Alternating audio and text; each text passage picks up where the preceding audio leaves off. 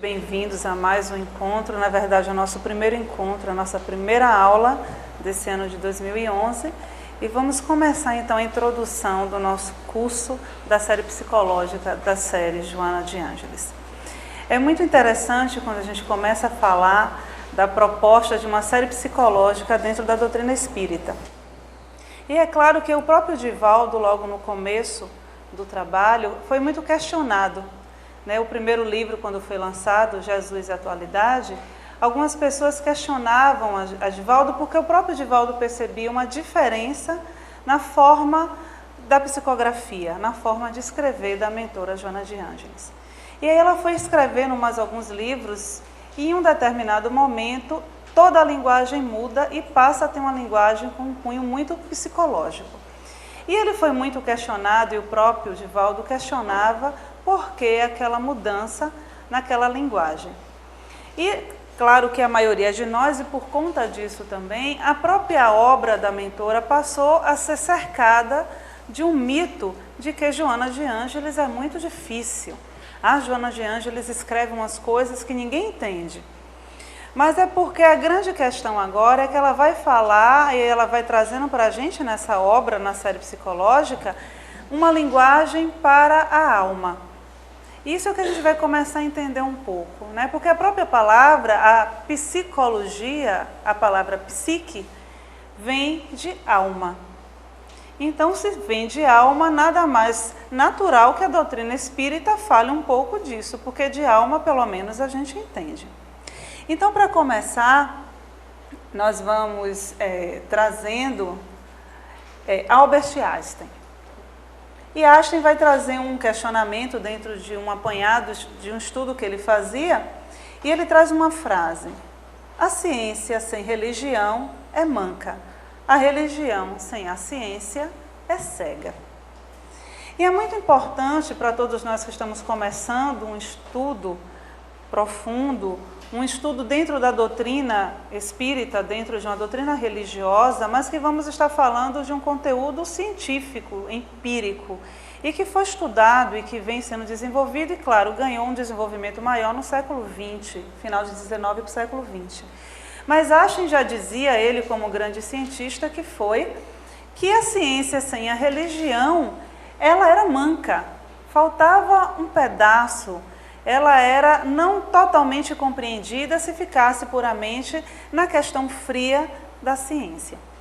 Eu assisti um documentário há algum tempo de um cientista e eles estavam tentando comprovar alguma coisa que eu não entendi muito bem o que era. E aí ele vai dar um exemplo que eu achei muito interessante sobre o que é a ciência. Então ele pega um cone e põe um rato dentro do cone. E põe um gato solto no ambiente. E ele diz que sabe que o gato, que vai perceber que o rato está lá dentro daquele cone, ele vai entrar no cone. E isso o gato fez. O gato entra no cone. A partir do momento que o gato entra no cone onde está o rato, ninguém mais, os observadores, poderiam ver o que estava acontecendo lá dentro. Mas todos poderíamos deduzir o que estava acontecendo, porque o gato provavelmente pegou o rato. E aí ele vai dizer que isso é a ciência. A ciência é aquilo que eu imagino que vai acontecer a partir do momento que eu ponho um rato dentro do cone e um gato solto pela sala. Mas o que viria a ser a religião nesse caso? O que é a religião, ou qual seria o alcance da religião, para que a gente possa começar a compreender qual o sentido de estudar psicologia ou estudar o desenvolvimento da pessoa, do ser, da alma, dentro de uma proposta que é religiosa. O primeiro ponto a se lembrar é que a doutrina espírita é uma religião com 3 pés: ciência, religião e filosofia. Então, cabe dentro de uma doutrina como a doutrina espírita estudar a ciência. Mas lá, voltando para o nosso cone com o nosso gato e o nosso rato, onde entra a religião e onde entra a filosofia nesse caso? A gente poderia dizer que ficaríamos aqui a noite toda filosofando sobre as questões do gato pegar o rato e por que talvez do rato tentar fugir ou do rato ficar lá dentro e todas as questões filosóficas que levaria à atitude do gato.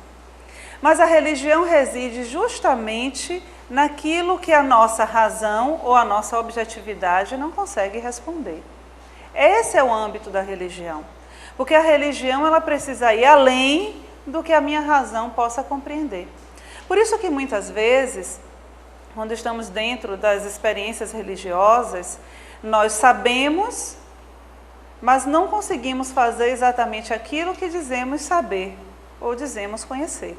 Porque o conhecimento religioso precisa além da razão, ele precisa transcender o ser.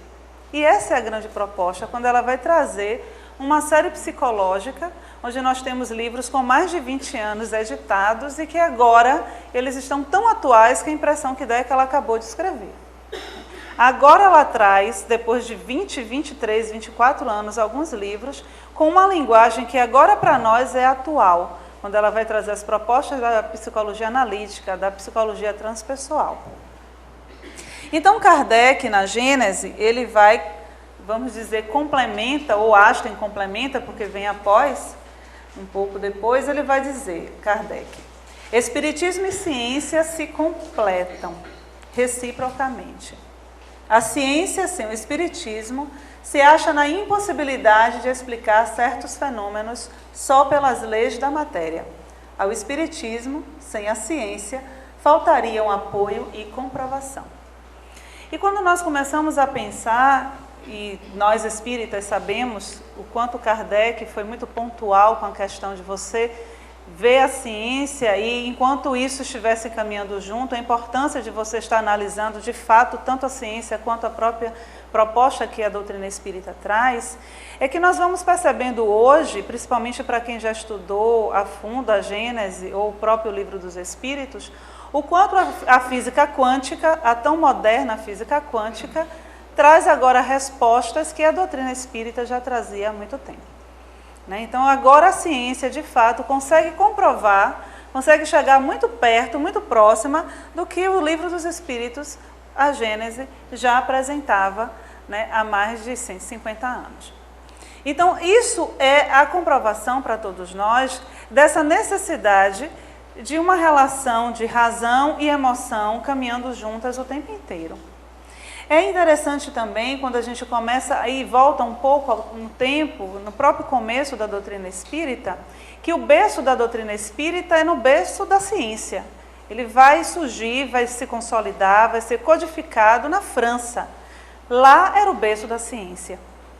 Porque se não fosse assim, era possível que tivéssemos perdido muito da própria doutrina. Porque nessa época, século XVIII, XIX, a ciência era muito forte, tudo precisava ser comprovado fisicamente, matematicamente, filosoficamente. Sem essas comprovações, aquilo tudo perdia o valor, porque houve, com o materialismo, com o cartesianismo, uma separação, e aquilo que era da religião era visto como místico, como fantasioso, como aquilo que não tinha muito valor, porque não tinha como ser comprovado cientificamente. Foi aí que a grande separação veio acontecer. A ciência é uma coisa, a religião é outra, porque até então tudo estava muito misturado, até por conta da própria filosofia. Então o homem que ainda estava descobrindo, ele ainda estava muito envolvido nas questões mais subjetivas até do que objetivas. Ele via a religião, a ciência, estava tudo muito junto.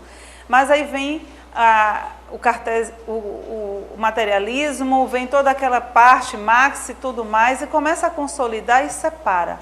Bem, agora a religião é vista como o ópio da sociedade. Isso aqui vai fazer com que todo mundo fique alienado, então não é mais importante. E Deus sai do contexto da própria ciência. Então tudo agora é separado e Deus é simplesmente uma criação para que as pessoas se tornem pessoas obedientes e comportadas, e aquele coletivo vai sendo guiado por aí. Então, durante um tempo, e é mais ou menos num período de muita crise da própria religião e da ciência, que o Espiritismo começa a tomar uma forma no berço da ciência.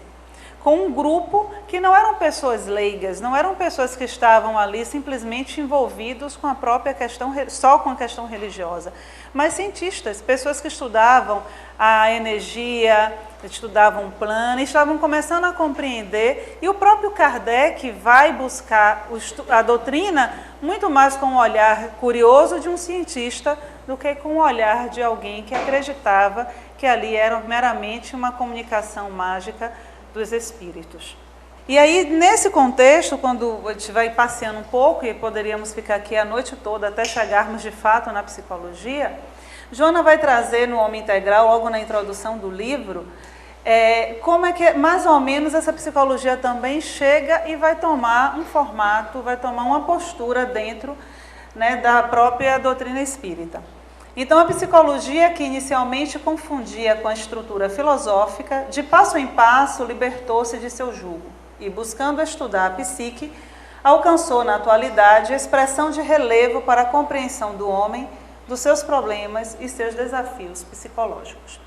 Logo no começo, a psicologia não era vista como uma ciência. Como eu falei um pouco antes, ela estava misturada, ela estava envolvida com a própria filosofia. Se a gente voltar lá para trás, bem atrás, antes de Cristo até, a própria questão da psicologia, da palavra da psique, da alma, na época dos gregos, as sessões terapêuticas, vamos dizer assim, eram aqueles momentos que eram realizados com os deuses. Então, os deuses, eles se comunicavam com as pessoas para dar conselhos, para fazer com que as pessoas compreendessem os mitos e as próprias questões emocionais que os envolviam. Então, desde do tempo da Grécia, dos gregos, dos antigos gregos, dos primeiros filósofos, existia já aquele momento onde a alma era escutada, onde a alma era manifestada. E no sentido, quando eu falo alma, eu não estou falando questão do espírito, mas do ser que somos. Então, vai desenvolvendo, a partir da própria Grécia, a filosofia, e todos nós sabemos aqui Sócrates e todo o seu método da maiêutica, onde ele tinha uma forma de abordagem, onde ele acreditava que todos nós tínhamos um saber que nascia já no ser, e que todas as nossas perguntas já tinham resposta em nós. E aí ele tinha aquele método onde ele dizia que ele nada sabia. Então ele perguntava, e a pessoa, sem se dar conta, ia trazendo as respostas. O que é muito parecido com o trabalho mesmo que a psicologia mais moderna, a partir da humanista, começa a desenvolver no seu trato direto com a pessoa. Então é esse o caminhar que a psicologia, que antes não tinha esse nome, ela estava envolvida mesmo com a filosofia, começa até final do século XIX, quando Freud começa a sua investigação profunda e ele vai trazer para nós o inconsciente. E é essa descoberta do inconsciente, é esse contato inicial com o inconsciente que começa agora a trazer uma nova imagem do ser. Nós temos uma parte de nós que nós desconhecemos e ele deu o nome de inconsciente. Então, a partir de Freud, alguns outros psicólogos, mas Joana trabalha muito com as ideias de Jung, vai trazer todo um estudo profundo do inconsciente, que nós vamos ver no decorrer do curso, principalmente esse primeiro ano, todos os conceitos, e vamos tentar destrinchar de fato o que é essa psique, compreender o que é tudo isso que reside em nós. E é interessante porque nós falamos assim que está dentro, mas na verdade não está dentro, porque dentro tem o fígado, o estômago, o rim, né? É isso que está dentro. A psique está em torno de nós, então nós como espíritos, sim, somos essa psique.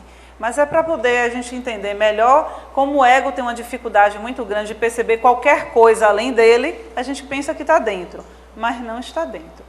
E é muito interessante quando a gente começa a pensar nisso, porque todos nós temos psique, todos, sem exceção. Nós, seres humanos, né? Para ninguém achar que o cãozinho de casa tem psique. Então, nós temos a psique, temos uma consciência de que somos uma pessoa, do que somos, temos uma identidade. E isso é tão nosso, desde que somos quem somos, desde o homem primitivo, que é muito complicado, às vezes, a gente compreender essa separação. E esse foi um grande dano, que quando a ciência e a religião vai sofrer uma cisão, vai causar um dano também no que hoje a gente conhece como psicologia. Porque psique, como eu falei no começo, significa alma. Então é o estudo da alma. E é difícil a gente pensar na ideia de psicologia sem um olhar profundo da alma. Não dá para a gente pensar em psicologia se eu olho para o outro e não consigo enxergar ali um ser além de um corpo. Além de uma pessoa que tem pai e mãe e tem conflitos com esses dois. Então é preciso que a gente tenha um olhar muito maior.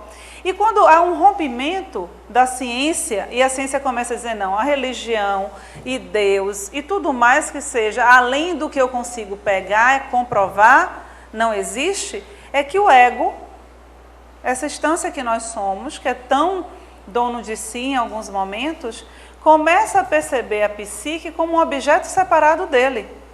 Então eu sou. A psique é alguma coisa que guarda lá todos os meus problemas. É como se a gente começasse a pensar assim, bem, se eu perguntasse ao peixe o que é água, ou quem descobriu a água, o peixe diria que era ele? Vocês acham que o peixe ia dizer que foi ele? Não, né? Por quê? Porque ele vive lá. Então, para ele, a água é o normal. Estranho é essas pessoas que vivem fora dela, mas não para ele. Então, provavelmente, a gente não vai descobrir quem descobriu a água, mas o peixe a gente sabe que não foi, porque é o normal para ele. Então, é mais ou menos a ideia que nós temos do espírito, da psique, porque isso é nosso, somos nós. Só que quando a ciência se apodera disso, a gente começa a ver tudo isso como algo separado de nós. E aquilo que eu não conheço, aquilo que eu mantenho longe de mim, vai se tornando tão desconhecido de mim e que vai formar então um outro ser à parte da pessoa que sou. E aí a gente começa a perceber a grande importância do que Joana vai chamar de uma psicologia espírita. A ideia, lógico, para ela não é construir uma nova ciência, não é trazer uma coisa nova. Nunca foi. A ideia é ter um olhar do espírito naquilo tudo que a ciência já conseguiu trazer da própria psicologia. Tudo que Freud, Jung, Moreno e tantos outros já conseguiram trazer e juntar, ela traz agora uma ampliação com o olhar do espírito. Então, a tarefa da psicologia espírita é tornar-se ponte entre os notáveis contributos dos estudos ancestrais dos eminentes psicólogos, oferecendo-lhes uma ponte com o pensamento espiritista, que ilumina os desvãos e os abismos do inconsciente individual e coletivo, os arquétipos, os impulsos e tendências, os conflitos e tormentos, as aspirações de beleza. Essa é a proposta. Então, quando a gente fala de um estudo da série psicológica, na verdade, a gente poder ampliar esse olhar. E nós espíritas, principalmente, claro que não tem rótulo religioso, mas que possamos compreender de fato e viver como espíritos que somos. Conseguir perceber toda a intensidade da nossa psique, toda a riqueza do nosso mundo interno e toda a grandeza do que somos, para que possamos realizar a vida justamente dentro daquilo que nós nascemos para ser e que por conta das questões da vida nós vamos nos perdendo desse contexto. Então, as bases da série psicológica, durante os 2 primeiros anos do curso, nós vamos trabalhar dentro dessas bases. Na verdade, foi uma forma mais didática, né, que eu e Cláudio juntamos a obra e fomos separando para que a gente possa desenvolver. Seria o que Jung chama de um processo de individuação. Né? Então, Jung vai trazer a proposta, né, do processo de individuação, que é esse processo de crescimento do ser. Então, dentro da obra, nós vamos separando mais ou menos dentro de uma sequência de todas aquelas questões que nós precisamos trabalhar e que Joana vai apresentar no decorrer de sua obra. Então, o primeiro ponto é aprender a se conhecer. Então, nós vamos levar um tempo desse estudo aprendendo a nos conhecer. Vai todo mundo chegar em casa, se olhar no espelho, se apresenta de novo, porque nós vamos tendo muitas surpresas no decorrer desse processo de autodescobrimento. É interessante porque ela usa muito na obra, e com o tempo vocês vão ficando bem íntimos dessa linguagem dela, que ela vai dizer, é importante que você se autodescubra, é importante que você se conheça. E tem uma diferença e vocês vão percebendo essa diferença no decorrer. né? Porque descobrir-se, se a gente imaginar que estamos todos com um pano, estamos tirando o pano, é o começo de tudo. Mas conhecer é aprofundar-se nesse processo de autodescobrimento, né? Então a gente vai estar fazendo isso nesse aprender a se conhecer. Então ela vai trazer em Um Homem Integral, que foi uma das obras onde a linguagem muda totalmente, né? Ela começa, mas em Um Homem Integral, ela começa a aprofundar muitos conceitos psicológicos. Então ela vai dizer que o grande desafio contemporâneo para o homem é o seu autodescobrimento. Não apenas identificação das suas necessidades, mas principalmente da sua realidade emocional, das suas aspirações legítimas e reações diante das ocorrências do cotidiano. O que é muito interessante, como eu falei há pouco, é que o Homem Integral foi escrito há 20 anos atrás. E quando ela vai trazer que o nosso grande desafio é justamente esse processo do autodescobrimento, nós vemos ainda a atualidade dessa obra, né? Porque esse é o nosso desafio. O homem moderno, ele se perde justamente na ânsia das coisas do cotidiano. Então nós temos uma vida muito corrida, uma vida cheia de atribulações, cheia de compromissos, e quando não os temos, inventamos. Então às vezes nós estamos numa pressa, numa agonia, e se você parar de fato para ver, você não está atrasado, você não tem que dar socorro a ninguém, você não tem que fazer realmente absolutamente nada, mas você já está naquele ritmo extremamente acelerado. Augusto Cury, ele disse que esse mal da sociedade moderna se chama spa. Não é porque a gente vai para o spa ficar magrinho e bonitinho. Na verdade, é a síndrome do pensamento acelerado. Então, tudo é muito rápido. Acho que o próprio hábito da internet, que você clica e você já tem a notícia do mundo em segundos, é mais ou menos assim o ritmo que a gente começa a dar à nossa vida. Então isso vai fazendo com que esse desafio de autodescobrir-se vai se tornando realmente algo muito grande, porque não dá tempo. Isso é o que dizem as pessoas, né? Não dá tempo. Então eu não tenho tempo de meditar, eu não tenho tempo de me concentrar, eu não tenho tempo de pensar nas coisas do espírito. Talvez daqui a um tempo, mais tarde, quando eu estiver mais velho, eu faça isso. A questão é se vai dar tempo de chegar à velhice para pensar em tudo isso, né? Se vai dar tempo de estar lúcido para pensar nessas coisas. Então, nessa proposta do se conhecer, ela vai trazer justamente o grande ponto hoje. Então, hoje nós somos uma sociedade que sofremos de uma doença, que é a doença emocional. Todo o processo do próprio corpo, né, é uma somatização das nossas emoções mal canalizadas. Então, nós não aprendemos, durante o nosso processo de educação, a cuidar das nossas emoções. Então, a gente não sabe o que fazer com a nossa raiva, a gente não sabe o que fazer com os nossos medos, a gente não sabe fazer sequer, não sabe o que se faz sequer do nosso amor, do que nós sentimos. Então, tudo isso vai sendo acumulado. Eu costumo sempre dizer que a gente guarda em sacolas. Então, a gente vai botando umas sacolinhas, sabe aquele quarto da casa? Mulher sabe o que eu estou falando, aquele canto, que a gente vai dizer o quarto da bagunça. E aí a gente faz isso na psique. Então, tudo aquilo que eu não sei o que fazer, eu vou botando lá no quarto da bagunça da psique. O problema é que chega uma hora que está tão cheio que a porta começa a empurrar, e quando você ousa abrir, tudo aquilo vem.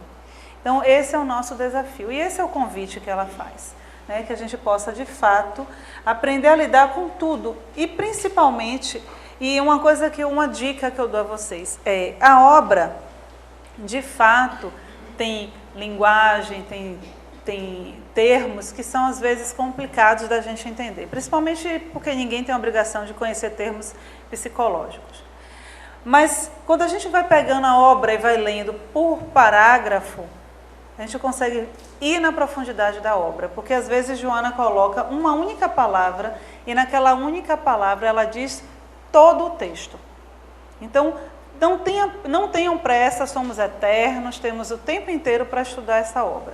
Então, no começo do curso, a gente pensava que o curso ia durar 2 anos, o curso já passou para 4, já passou para 6. Então, como somos eternos, a gente vai ficar estudando até conseguir entender e principalmente nos transformarmos com essa proposta. Então ela vai trazer uma questão, um detalhe muito importante, porque ela vai dizer assim, é preciso, e principalmente, né, que na questão do homem enfrentar esse desafio, não é apenas identificar as suas necessidades, né? Mas principalmente a realidade emocional e as suas aspirações legítimas.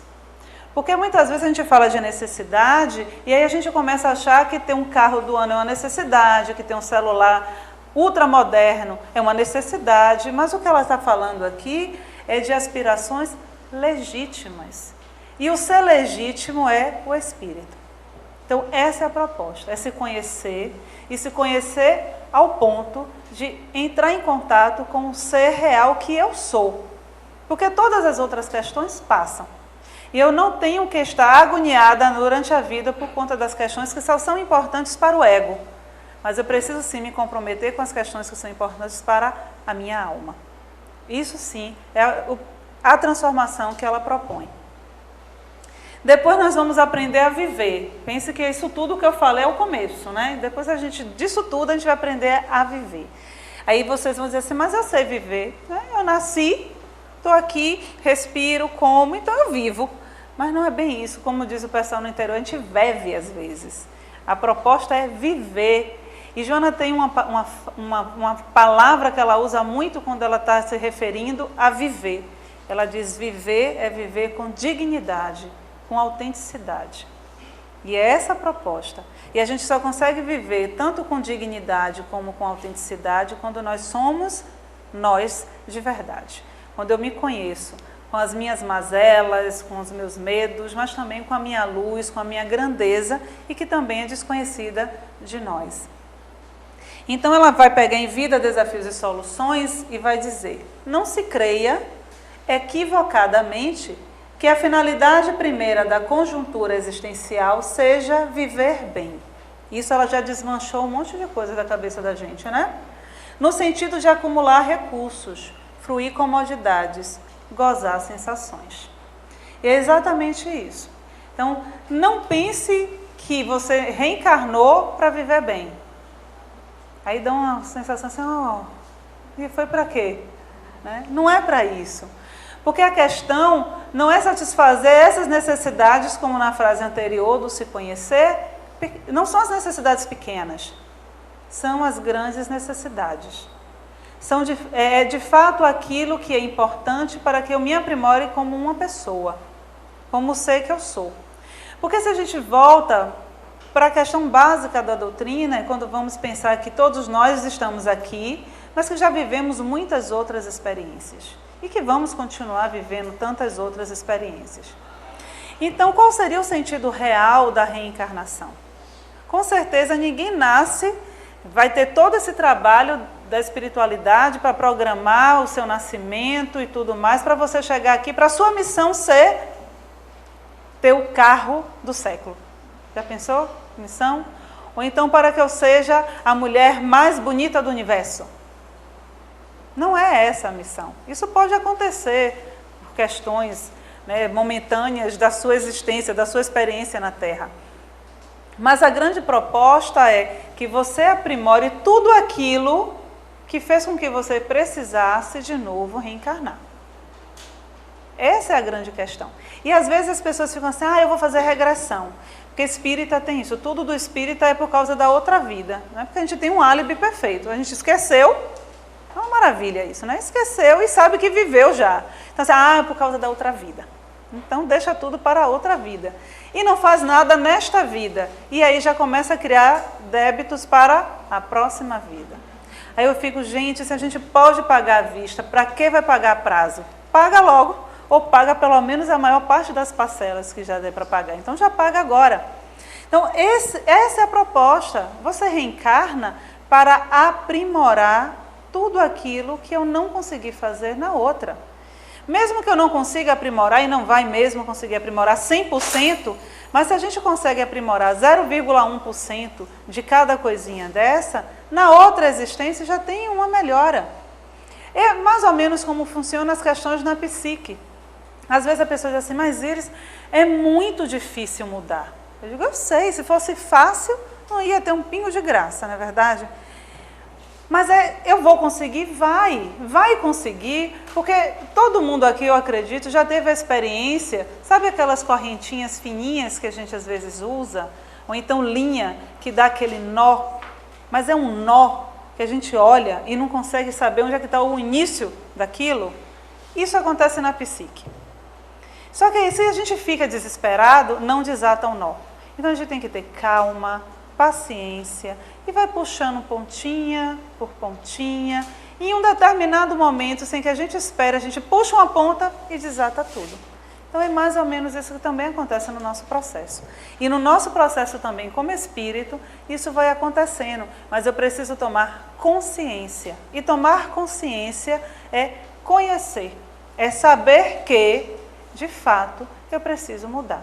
Eu preciso me aprimorar. E essa é a proposta do que Joana vai dizer, do que é saber viver. Porque se eu estou cheia de nó, é difícil que a minha vida esteja fluindo. É como uma mangueira que está lá com o nó passado, a água pode até passar, mas ela vai passar pequenininha, fraquinha, e não vai atender de fato a sua capacidade total. Depois que você aprende a se conhecer, aprende a viver, a gente vai aprender a ser. Que é diferente, né, do que a gente já falou. Então, Joana vai propor agora o aprender a ser. Então, ela traz em um homem integral. O homem deve ser educado para conviver consigo próprio, com a sua solidão, com os seus momentâneos limites e ansiedades, administrando-os em proveito pessoal, de modo a poder compartilhar emoções e reparti-las.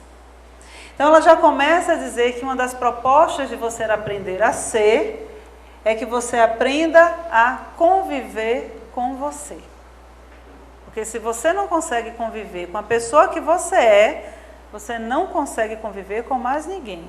Mas se você não consegue conviver com a pessoa que você é, provavelmente você não é você. Você é um estereótipo, você é uma proposta, você é algo que foi formado por uma sociedade, mas que de fato a pessoa que você é, você também desconhece.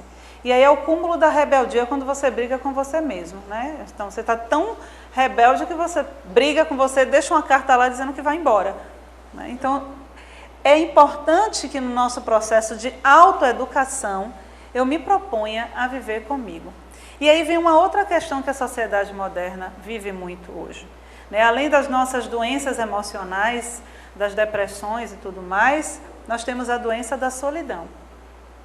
Hoje, a sociedade vive de solidão. E eu não estou falando aqui dos solteiros, não é isso. Eu estou falando das pessoas que vivem casadas, com família, em grupo e que continuam se sentindo sozinhas. Sozinhas, às vezes, porque não se conhecem o suficiente, se isolam do coletivo, ou sozinhas porque, de fato, não conseguem se integrar àquele coletivo por se sentirem, muitas vezes, um peixe fora d'água. Então, é importante que, nesse meu aprendizado de ser, eu também dedique momentos para viver comigo, para me escutar. E aí nós voltamos para uma proposta, que no início eu já falei, que é parar um pouco até para meditar. Ouvir a voz interior. Né, escutar, porque muitas vezes a gente fica procurando respostas fora o tempo todo. Então eu quero que o médium me diga alguma coisa, eu quero que o médico me diga alguma coisa, que o terapeuta, que alguém me diga qualquer coisa. Mas todas as respostas, assim como Sócrates lá na antiguidade já dizia, todas as respostas estão ali naquele que pergunta. Porque o nosso ser sabe. Então eu só preciso me conectar com isso de novo. Daí a própria palavra religião. Né, de religar, é ligar-se de novo, não com o Deus externo, mas com o Deus interno. Então, quando eu falo de religião, de religiosidade, eu estou falando de uma conexão com esse ser que sou eu, que Jung deu o nome de self, mas que a gente sabe que nós estamos falando do espírito que eu sou, onde reside, de fato, Deus em nós. Então, é importante que eu me aprimore para viver a minha solidão, mas não a solidão sofrida, mas a solidão daquele espírito, daquele viajor que sabe que tem que caminhar o seu caminho sozinho, porque o nosso processo é, de fato, solitário. E aí ela continua em um homem integral. A educação, a psicoterapia, a metodologia da convivência humana devem estruturar-se em uma consciência de ser, antes de ter. De ser, ao invés de poder. De ser, embora sem a preocupação de parecer. Isso aqui daria um workshop, se a gente quisesse ficar aqui, não é? Então veja a sutileza e ao mesmo tempo a profundidade da proposta da mentora. Então ela vai dizer que o mais importante nisso tudo, né, quando você vai nesse aprimoramento de educação, nesse processo que ela vai chamar de psicoterapia, dessa metodologia de aprender a conviver, de aprender a ser, é estruturar a consciência de ser. Eu preciso saber que eu sou, o espírito que eu sou. Eu preciso conhecer isso antes de ter. E não é essa a educação que a gente recebe. Toda a nossa cultura é contrário a esse movimento. Nós crescemos e estudamos focados o tempo inteiro em ter as coisas. Você precisa estudar para ser alguém. Mas ser alguém não significa ser o ser, é ser alguém que vai ter um trabalho, um bom emprego, uma boa casa, que vai ter dinheiro, que vai ter roupas caras. Essa é a ideia que a gente passa muitas vezes para as crianças do que é ser alguém. Que na verdade estamos educando para ter e não para ser. E aí ela segue adiante. Ao invés de poder. A ideia da consciência de ser ao invés de poder.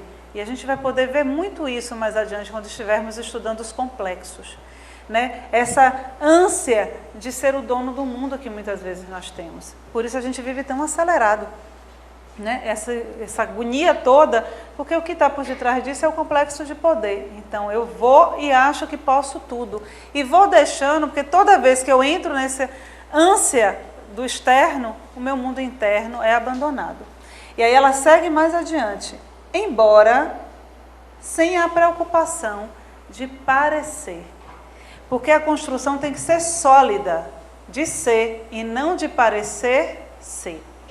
Porque aí muitas vezes a gente vai construindo uma ideia de que já chegamos em determinado patamar, estamos muito longe disso ainda. E aí tudo aquilo que eu penso que sou, eu não sou, eu só pareço ser.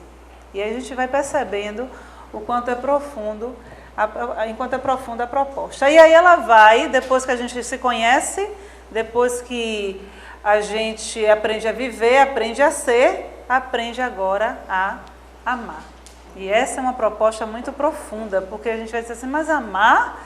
E aí ela vai, nos garante isso em Garimpo de Amor, que é necessário sim aprender-se a amar.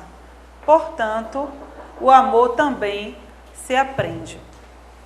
E é fato, porque o amor é um verbo. E como um verbo, a gente tem que aprender também a conjugá-lo. Então, o amor também se aprende. É necessário, sim, que tenhamos a disposição de desenvolver essa capacidade. Então, é importante que busquemos o aprender. Porque muitas vezes o que nós vamos perceber em nós é uma resistência. Nós somos seres muito resistentes à mudança. Então, se eu acho que o meu comportamento é correto, é muito mais fácil para mim modificar o outro, para que o outro faça exatamente aquilo que eu acho que é o certo, do que eu me modifique para. E aí, quando nós falamos em amor, nós vamos para uma crise. Não é que aqui no Centro Espírita de Salvador isso não acontece, né? Coisa lá de fora. A solteirice crônica, porque já está virando um transtorno isso, né? Então, um processo quase psiquiátrico, quase médico. E aí as pessoas falam assim, mas eu estou procurando o homem ideal, a mulher ideal, a pessoa ideal. Mas é procurando fora. São poucos aqueles que se colocam e se candidatam para se transformar na mulher ideal, no homem ideal. Sempre eu quero fora. Então é o outro que vai ter que ser. Eu não preciso ser, porque provavelmente ou eu já sou, ou o outro, e aí às vezes a gente vai ouvir assim, quem gostar de mim tem que gostar de mim como eu sou. Né? E vamos ficando nessa rigidez e não entramos na proposta desse aprender a amar. Mas por que de fato é importante aprender a amar? E aí em Garimpo de Amor também ela vai colocar, o amor que se deve oferecer ao próximo é consequência natural do amor que se reserva a si mesmo. sem cuja presença muito difícil será a realização plena do objetivo da afetividade. O grande ponto é importante que eu aprenda a amar, porque se eu aprendo a amar a mim mesma, como eu sou, com as dificuldades que eu tenho, o meu amor para o outro é genuíno, é verdadeiro. Porque eu não estou amando o outro aquilo que eu espero encontrar no outro, eu estou amando o outro de verdade, o ser que ele é. Então, nesse processo de aprendizado que a mentora nos traz, ela vai trazer na sua obra a importância do amor, de aprender a amar. Mas esse ponto só vai acontecer genuinamente se eu faço toda a minha trajetória e principalmente se eu consigo amar a mim, a pessoa que eu sou de fato. Nós vamos encerrar a nossa aula e até o próximo encontro, nesse mesmo horário.